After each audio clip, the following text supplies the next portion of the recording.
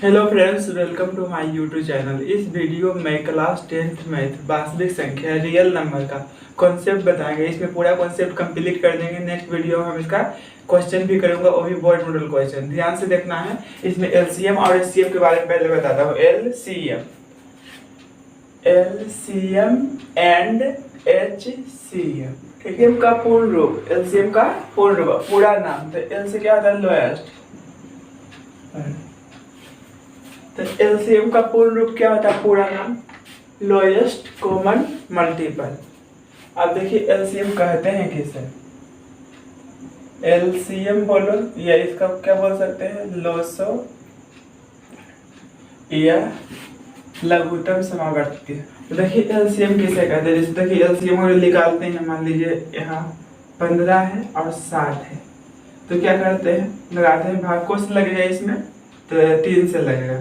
3 पचे 15 हुआ, 3 दूना 6 हुआ, ठीक है। अब कोस लगेगा 5 से, तो 5 5 5 24। उसके बाद क्या कर देते हैं? गुना कर देते हैं। क्या कर देते हैं? गुना कर देते हैं। 3 पचे 15, 15 चौका 60। और इसका एलसीएम क्या आएगा? 15 और 60 का एलसीएम क्या आएगा?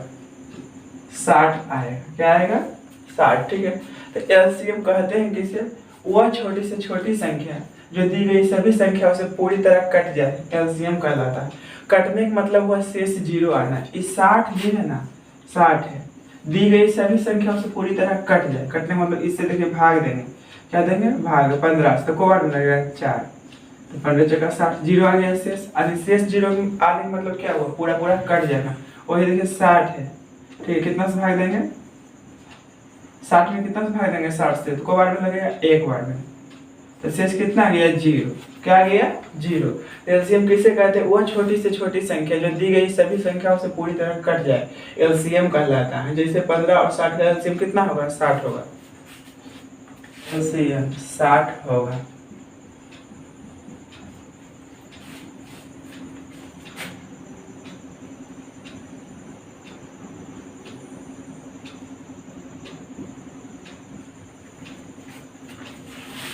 क्या लिखें? एलसीएम। तो एलसीएम जो सभी संख्या में उभयनिष्ठ हो, उभयनिष्ठ को इंग्लिश में क्या बोलते हैं? कॉमन। तो एलसीएम क्या होता है? एलसीएम जो सभी संख्याओं में उभयनिष्ठ हो उसे गुना करे, तथा जो सभी संख्याओं में उभयनिष्ठ ना हो उसे भी गुना करे। देखिए एग्जांपल देके समझाता हूँ। जैसे पूछ लिया आपसे, क्या लिखें? एलसीएम जो सभी संख्या में उभयनिष्ठ हो, उभयनिष्ठ को कॉमन भी बोलते हैं इंग्लिश में, ठीक है। तो एलसीएम क्या होता है? एलसीएम जो सभी संख्याओं में उभयनिष्ठ हो उसे गुना करे, तथा जो सभी संख्याओं में उभयनिष्ठ ना हो उसे भी गुना करेंगे, उसे भी गुना करें।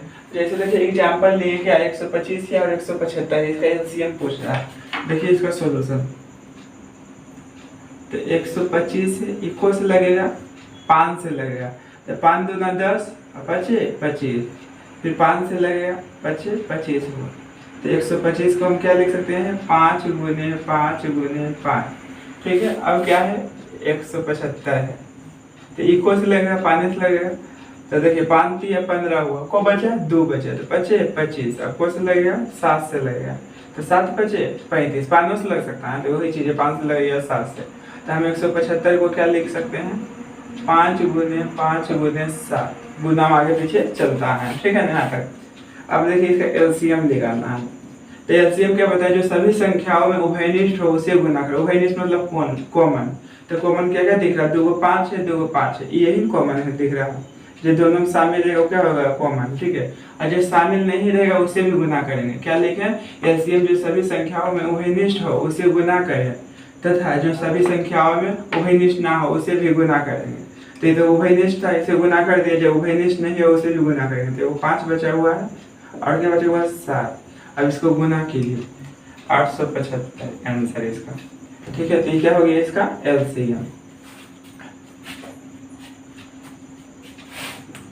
तो अधिकतम घात एलसीएम कहलाता है।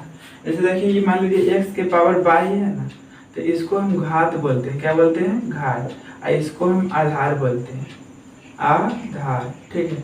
तो इससे घात से मतलब है जो पावर में लिखा हुआ रहेगा, जैसे x के पावर 5 है तो इसको घात कितना है? 5, ठीक है। तो एलसीएम किसे कहते हैं? देखिए क्या यहाँ लिखे नोट्स में, एलसीएम यदि घात के रूप में हो तो अधिकतम घात एलसीएम कहलाता है। जैसे एग्जांपल देता हूँ, तब देखिए क्या लिखे हैं नोट में, एलसीएम यदि घात के रूप में हो तो अधिकतम घात एलसीएम कहलाता है। जैसे एग्जाम्पल लिए हैं, अब देखिए इसका एलसीएम निकालना है। एक क्वेश्चन ये है एमसीक्यू में पूछेगा, इसको गुना करने की जरूरत नहीं है, जितना है पहले लिख देंगे। एलसीएम बराबर, तो 2 के अधिकतम घात देखना है, तो 2 के घात 7 है तो 2 के घात 2 है, क्या होगा 2 के घात 7 होगा, ठीक है। उसी प्रकार 3 के घात 5 है, 3 के घात 9 है, क्या होगा 3 के घात 9 होगा, ठीक है। उसी प्रकार 7 के घात यहाँ 2 है, 7 के घात 5 है, तो क्या होगा 7 के घात 5 होगा। तो ये क्या हो गया इसका एलसीएम। तो एक क्वेश्चन जो ऐसा टाइप में एमसीक्यू में पूछता है क्लास 10th हो 9th हो इस सब में, ठीक है ना। तो एलसीएम यदि घात के रूप में रहेगा क्या होगा आंसर, अधिकतम घात एलसीएम कहलाता है। तो दोनों देखना अधिकतम घात, ये हो गया क्या चाहिए इसका एलसीएम। अब नोट्स में लिखे एलसीएम यदि घात के रूप में हो और घात ऋणात्मक संख्या हो तो न्यूनतम घात एलसीएम कहलाता है। घात के रूप में रहेगा और फिर ऋणात्मक संख्या रहेगा तो न्यूनतम घात देखना है। जैसे देखिए एग्जाम्पल, अब देखिए घात के रूप में है, इसका क्या निकालना है एलसीएम दोनों का, वो भी घात क्या है ऋणात्मक संख्या है। तो ऋणात्मक संख्या रहेगा क्या देखेंगे न्यूनतम घात एलसीएम कहलाता है। तो 2 के पावर -7 है, 2 के पावर -2 है, तो क्या होगा 2 के पावर -2। तो जब भी निगेटिव रहेगा तो क्या देखेंगे न्यूनतम संख्या, न्यूनतम पावर, ठीक है। तो यहाँ देखिए 3 के पावर -5 है, 3 के पावर -9 है, तो क्या होगा 3 के पावर -5, ठीक है। उसी प्रकार 7 के पावर -2 है, 7 के पावर -5 है, क्या होगा 7 के पावर -2। बस कंडीशनल रूल ध्यान में रखना है, एलसीएम यदि घात के रूप में हो और घात ऋणात्मक संख्या हो तो न्यूनतम घात एलसीएम कहलाता है। लेकिन भाषा के आधार पर एलसीएम की पहचान यानी लैंग्वेज के रूप में रहेगा, तो हम उसको देख के समझ जाएंगे कि उसका एलसीएम लिख लेगा कि एलसीएम, ठीक है। तो उसका रूल क्या है, जिस प्रकार के प्रश्न में छोटी से छोटी संख्या, न्यूनतम संख्या, कम से कम संख्या, एक साथ चलना बजना रुकना मिलना जलना इत्यादि का चर्चा रहेगा तो हम उसका एलसीएम निकालेंगे। क्या लिखे, जिस प्रकार के प्रश्न में छोटी से छोटी संख्या, न्यूनतम संख्या, कम से कम संख्या, एक साथ चलना बजना रुकना मिलना जलना इत्यादि का चर्चा हो तो हम क्या करेंगे एलसीएम निकालेंगे। अब देखिए एग्जांपल देख समझाता हूँ। जैसे देखिए इसका एग्जांपल लिखे, किसी खेल के मैदान के चारों ओर एक वृत्ताकार पथ है, इस मैदान का एक चक्कर लगाने में सोनिया को 18 मिनट लगते हैं, जबकि इसी मैदान का एक चक्कर लगाने में रवि को 12 मिनट लगते हैं। मान लीजिए वे दोनों एक ही स्थान और एक ही समय पर चलना प्रारंभ करके एक ही दिशा में चलते हैं, तो कितने समय बाद वे पुनः प्रारंभिक स्थान पर मिलेंगे। तो देखिए इसका क्या लिख लेगा एलसीएम, कैसे पहचाने कि एलसीएम निकलेगा। देखिए यहाँ क्या लिखा है, पुनः प्रारंभिक स्थान पर मिलेंगे, प्रारंभिक स्थान पर मिलेंगे। तो भाषा के आधार पर एलसीएम की पहचान में क्या लिखे थे, जिस प्रकार के प्रश्न में छोटी से छोटी संख्या, न्यूनतम संख्या, कम से कम संख्या, एक साथ चलना बजना रुकना मिलना जलना इत्यादि का चर्चा हो तो हम एलसीएम निकालेंगे, ठीक है। तो यहाँ क्या प्रारंभिक स्थान पर मिलेंगे यानी मिलने की चर्चा हो रहा है, तो इसका क्या लिख लेगा एलसीएम। इसलिए हमें यहाँ नोट्स में लिख दिया, इतना यूज रहेगा लैंग्वेज के रूप में, तो उसका क्या लिख लेगा एलसीएम। अब देखिए इसका सोल्यूशन, कितना कितना का 18 और 12 का एलसीएम, एक वर्ष लगेगा, ये 2 से लगेगा, इसका आधा 9 होगा, इसका आधा 6 होगा, फिर 3 से लगेगा, 3 तिया 9, 3 दूना 6, तो हमको इसका क्या निकालना एलसीएम 2 गुने 3 गुने 3 गुने 2, इसको गुना करने पर कितना आएगा 36 आया, ठीक है ना। तो कितने समय बाद वो दोनों प्रारंभिक स्थान पर मिलेंगे 36 मिनट के बाद, यहाँ लिख देंगे जब भी लैंग्वेज वाला क्वेश्चन रहेगा। अतः मिलेंगे, ठीक है। तो क्या लिखे, अतः रवि तथा सोनिया 36 मिनट बाद प्रारंभिक स्थान पर मिलेंगे, प्रारंभिक स्थान पर मिलेंगे। देखिए कितना बड़ा क्वेश्चन था, इसका आंसर कितना शॉर्ट में हुआ, ठीक है ना। तो वही लैंग्वेज के रूप में ध्यान रखना है, भाषा के आधार पर एलसीएम की पहचान, यानी लैंग्वेज के रूप में रहेगा तो कैसे हम बनाएंगे, तो उसका रूल क्या था, जिस प्रकार के प्रश्न में छोटी से छोटी संख्या, न्यूनतम संख्या, कम से कम संख्या, एक साथ चलना बजना रुकना मिलना जलना इत्यादि का चर्चा रहेगा तो क्या करें हम एलसीएम निकालेंगे। एलसीएम का पूरा नाम क्या है, तो एस से होता है हाईएस्ट, हाईएस्ट, सी से होता है कॉमन,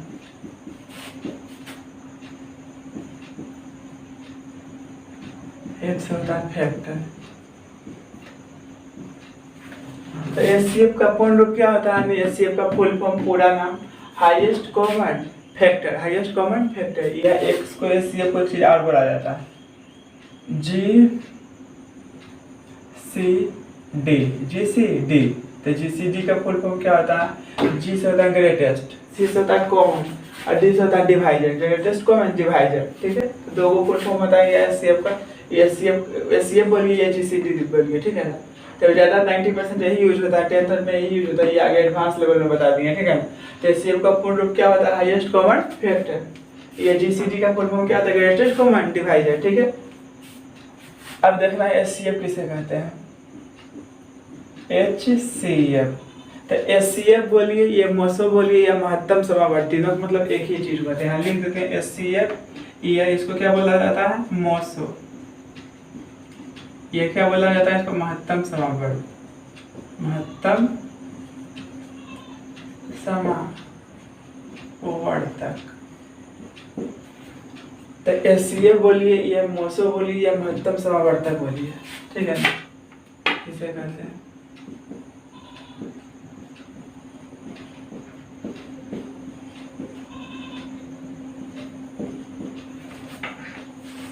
क्या लिखे? SCF या MOSO या महत्तम समावर्तक किसे कहते हैं? ठीक, किसे कहते हैं? सबके मतलब MOSO भी हुआ, MOSO बोलिए SCF, ठीक है ना। तो SCF किसे कहते हैं? देखिए कैसे बताऊं। जैसे मान लीजिए ये 2 है, ये 4 है, तो पूछेगा इसका SCF क्या होगा? तो क्या बताते हैं? 2, ठीक है। कैसे बताते हैं? क्योंकि देखिए क्या होता है, 2 है तो 2 को खंड करें तो क्या 2 ही रहेगा, ठीक ना। 4 को खंड करें तो हम क्या होगा? 2 गुने 2, ठीक है। 2 गुने 2, तो जिस दोनों में शामिल रहता हूँ क्या होता है? SCF होता है। तो SCF इसका क्या हो जाएगा? 2 हो जाएगा। क्या हो जाएगा? 2 हो जाएगा। तो SCF कहते हैं किसे? पहले इसको समझिए। वह बड़ी से बड़ी संख्या जो दी गई सभी संख्या को पूरी तरह काट दे, SCF कहलाता है। यानी इस जैसे 2 है, काटने का मतलब क्या हुआ? शेष 0 बचना, तो काट देगा दी गई सभी संख्या को। तो 2 है ना, 2 से भाग देंगे तो कितना आएगा? शेष 0 आएगा, आएगा ना। फिर 4 है, इसमें भी कुछ भाग देंगे, 2 से भाग देंगे, 2 दूना 4, इसमें भी क्या गया? शेष 0 आ गया। तो SCF होता है क्या? वह बड़ी से बड़ी संख्या जो दी गई सभी संख्याओं को पूरी तरह काट दे। तो 2 और 4 का SCF क्या आएगा? 2 आएगा। 2 से बड़ा कोई संख्या नहीं जो दोनों को काट देगा पूरा तरह से, ठीक है ना। 2 से बड़ा कोई, और 4 भी लीजिए तो पूरा तरह से इसको काट पाएगा नहीं ना, इसमें तो भाग लग जाएगा, इसमें नहीं लगेगा। तो SCF किसे कहते हैं? वो बड़ी से बड़ी संख्या जो दी गई सभी संख्याओं को पूरी तरह काट दे, SCF कहलाता है।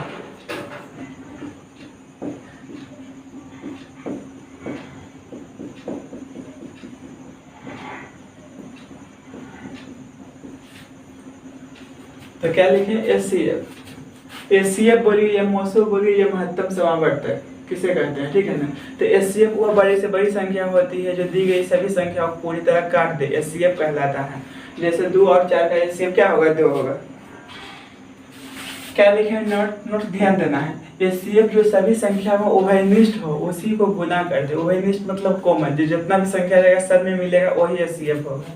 जैसे देखिए हम एग्जाम्पल दे रहा हूँ, जैसे 225 तथा 125 का HCF होगा। देखिए इसको खंड करते हैं, अभाज्य गुणनखंड। तो इतना है, जब तक लगेगा लगाएंगे, कौन से लगेगा? ये तो 3 से लगेगा। 3 से विभाज्यता का नियम क्या? अंकों का योग 3 का पहाड़ा होना चाहिए। तो ये जोड़ते तो क्या आता है? 9 आता है, 2 3 में आता है ना। तो 3 से लगेगा, 3 से 21 को बचा 1, तो 1 इसमें गया कितना हो गया? 15, 3 बचे 15। अब भी 3 से लगेगा, जोड़ने पर आ रहा है 3 का पहाड़ा में। 7 5 कितना होगा? 12, 3 का 12 तो 3 से लगेगा। 3 दूना 6 हो गया, 1 गया इसमें, 3 बचे 15। अब कौन से लगेगा? 5 से लगेगा, बचे 25। तो 225 को हम खंड किए क्या आया? 3 गुने 3 गुने 5 गुने 5। उसी पर का यहाँ क्या है? 125 है। तो इसको खंड करेंगे, कौन से लगेगा? 5 से लगेगा। 5 दूना 10 बचे 25, फिर कौन से लगेगा? 5 से 5। यानी 125 को खंड किए क्या आया? 5 गुने 5 गुने 5। हमको इसका क्या निकालना है? HCF। तो SCF क्या होता है? जो सभी संख्याओं में उभयनिष्ठ हो उसी को गुना करेंगे। तो उभयनिष्ठ मतलब होता है कॉमन। तो इसमें देखिए 3 है, इसमें है 3 तो हमें नहीं करेगा, 3 दोनों शामिल नहीं है। अब देखिए क्या है? 2 को 5 है, 2 को 5, 2 को 5 मिल रहा है ना, 3 को 5 नहीं ना दोनों में। तो जो सभी संख्या मिलेगा वही क्या था? SCF। तो कॉमन दोनों में क्या है? 2 को 5, यानी 5 गुने 5 बोले तो 25, यानी SCF इसका क्या आएगा? 5। तो जितना भी संख्या दे रहेगा तो सभी में जब मिल जाएगा ठीक है, कॉमन, वही क्या होगा उसका HCF होगा। तो इसका HCF क्या आएगा 25, ये क्या होगा इसका आंसर। क्या लिखे HCF यदि घात के रूप में रहे तो न्यूनतम घात HCF होगा। जैसे देखिए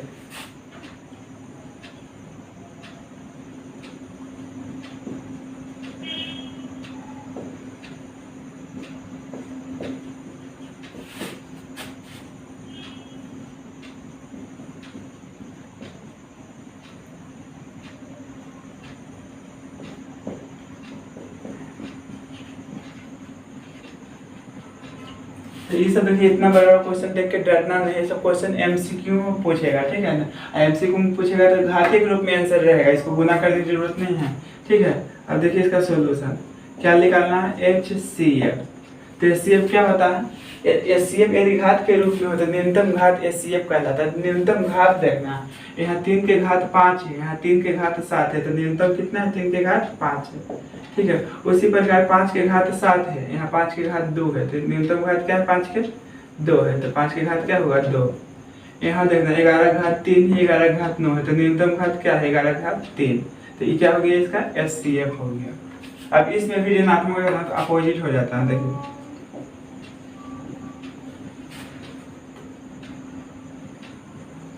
तो देखिए नोट्स लिखे हैं, यहाँ क्या लिखे हैं HCF यदि घात के रूप में रहे, HCF यदि घात के रूप में रहे तो न्यूनतम घात HCF कहलाता है, इसलिए HCF होगा। क्या लिखे नोट्स, HCF यदि घात के रूप में रहे, घात के रूप में रहे तो न्यूनतम घात HCF होगा।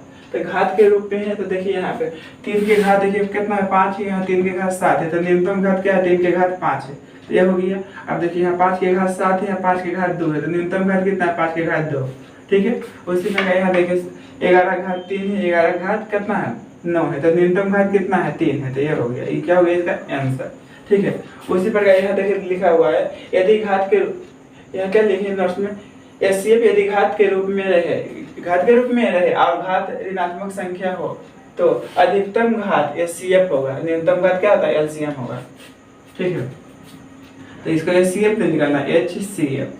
तो घात के रूप में रहेगा, ऋणात्मक रहेगा, क्या देखेंगे अधिकतम घात, अधिकतम घात देखिए 5 के पावर -3 है, यहाँ 5 के, यहाँ देखिए 3 के पावर -7, यहाँ 3 के पावर माइनस, यहाँ देखिए 3 के पावर -5 है, यहाँ 3 के पावर -7 है, तो अधिकतम घात कितना है -7 है, तो ये हो गया।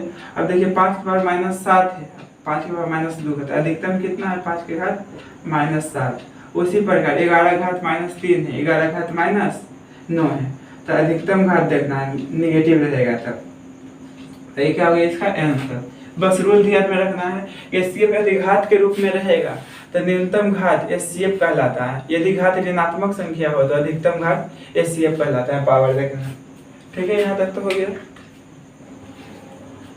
क्या लिखे, भाषा के आधार पर HCF की पहचान, यानी लैंग्वेज के रूप में लिखा हुआ रहेगा कुछ भी तो उसको हम कैसे समझेंगे, उसका LCM लिख लेगा कि HCF। तो देखिए रूल क्या होता है, भाषा के आधार पर HCF की पहचान, जिस प्रकार के प्रश्न में बड़ी से बड़ी संख्या, अधिकतम संख्या, अधिक से अधिक संख्या, समान या बराबर भागों में बांटने की चर्चा हो तो हम HCF निकालेंगे।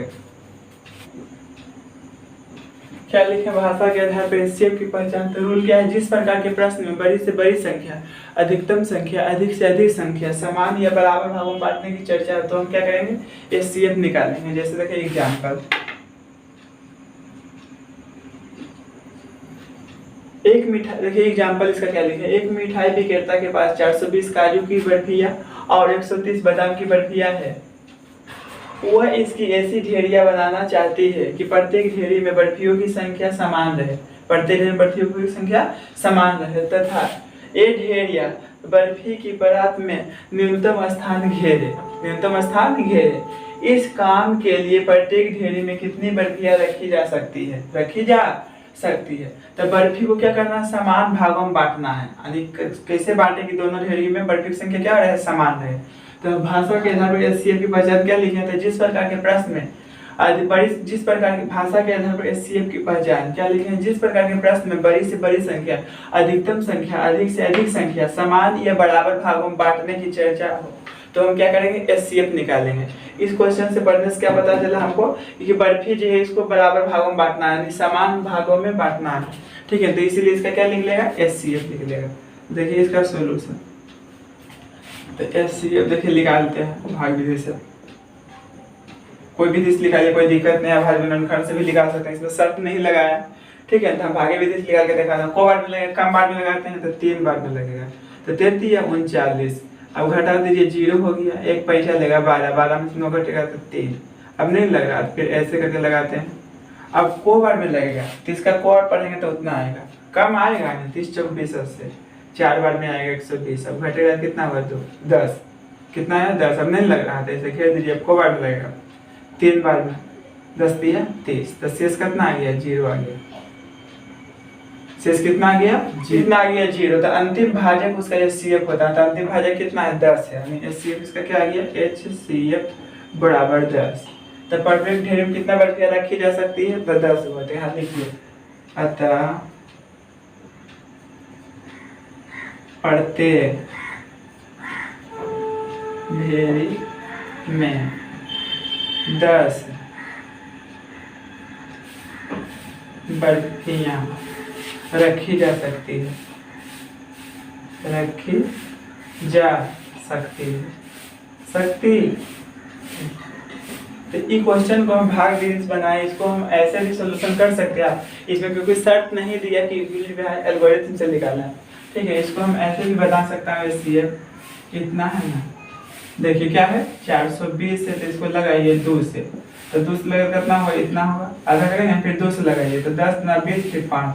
अब कोस लगा 3 से, तो 3 से विभाज्यता का नियम का क्या है, अंकों का योग 3 का पहाड़ा में होना चाहिए। ऐसे भी 5 से भी लग रहा है, लेकिन कम से पहले लगाते हैं, तो 3 से लगाइए। ठीक है, तो जोड़ते तो कितना आता है, 6 आता है ना, जैसे प्लस खुल के जोड़ दीजिए, यहाँ प्लस प्लस करके जोड़ दीजिए, क्या आ जाएगा 6। तो 3 का 6 आता है ना, 3 से विभाज्यता का नियम क्या, अंकों का योग 3 का पहाड़ा में होना चाहिए। तो 3 से लगाइए, 3 3 9, 1 बचा 3 5 15। अब तो 3 से नहीं लगेगा, केवल 5 से लगेगा, 7 से 5 से लगाइए, फिर 5 से 35। तो यानी 420 को हम क्या लिखेंगे, को 2 आया, 2 गुने 2 गुने 3 गुने 5 गुने 7। उसी प्रकार 130 है, एक से लगेगा, 2 से लगेगा 65 होगा। अब तो लगेगा 5 से, 13 बचे 65। तो 130 को हम क्या लिख सकते हैं, 2 गुने 5 गुने 13। अब HCF बताए थे निकालने के लिए। ठीक है ना, कि जो सभी संख्याओं में ओहेनिस्ट हो उसी को गुना करते हैं, यानी सभ्य मिलना चाहिए। 1 2 देखिए, 1 2 1 2 मिल गया। अब देखिए 2 2 अब नहीं मिल रहा, एक ही 2 मिला, दोनों कॉमन। अब देखिए क्या है, 5 है 5 है, तो 5 भी हो गया बराबर 10, यानी HCF क्या आ गया 10। और 2 5 के अलावा कुछ कॉमन है, दोनों में, दोनों होना चाहिए। तो प्रत्येक ढेर में कितना बर्फिया रखी जा सकती है, 10 को। इसी चीज ऐसी चीज इसको भी लिख दूंगा, प्रत्येक ढेर में 10 बर्फिया रखी जा सकती है, हो गया। ठीक है ना, तो ऐसे बनाइए, ऐसे बनाइए, लैंग्वेज के रूप में रहेगा, कैसे बनाएंगे कोई दिक्कत नहीं, क्योंकि इसमें शर्त नहीं दिया है कि यूक्लिड एल्गोरिथम से ज्ञात करें। ठीक है, अगर यूक्लिड एल्गोरिथम से कहता तो ऐसे बनाते। ठीक है, और चरण लिखते पहला दूसरा चरण। ठीक है, उससे बताएं पिछले वीडियो में।